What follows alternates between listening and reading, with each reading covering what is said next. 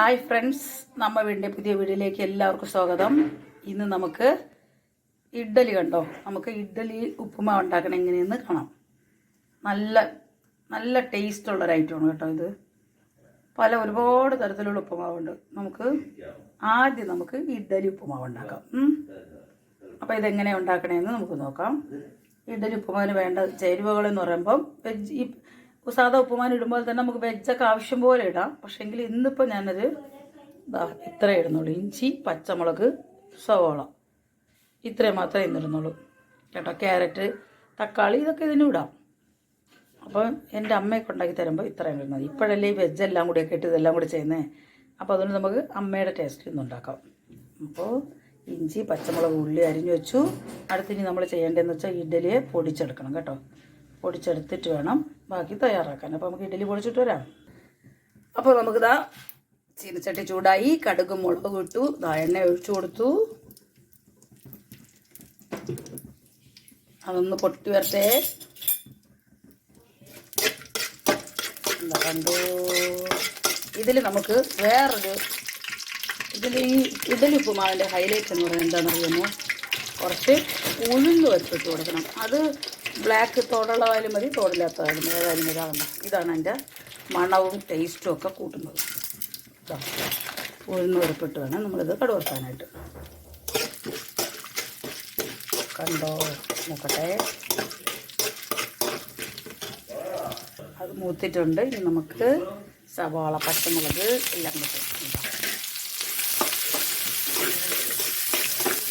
നോക്കട്ടെ ഒന്ന്.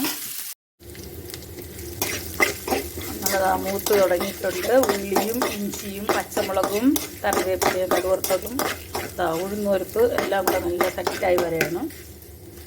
അപ്പോൾ കുറച്ചുകൂടെ ഒന്നും ജസ്റ്റ് മൂത്തിട്ട് നമുക്ക് ഇഡ്ഡലി പൊടിച്ചത് തട്ടിക്കൊടുക്കാം. അപ്പോൾ അതെല്ലാം മൂത്തിട്ടുണ്ട്. നമുക്കിനി ഇഡ്ഡലി പൊടിച്ചത് ഇട്ട് കൊടുക്കാം. ഓക്കെ,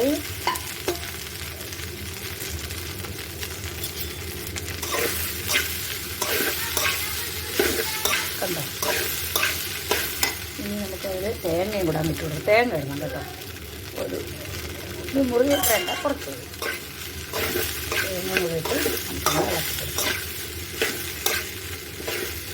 ഇതിൽ ഉപ്പുണ്ടാകും നോക്കണേ. ഇഡ്ഡലിക്ക്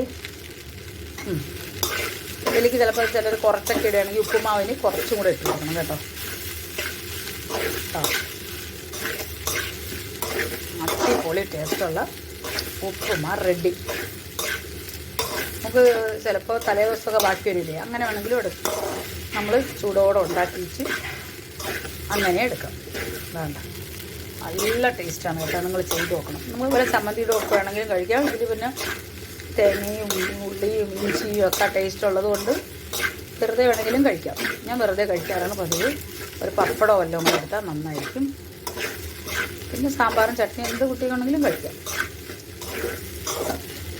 ഭയങ്കര ഇഷ്ടപ്പെട്ട ഒരൈറ്റവും കേട്ടോ.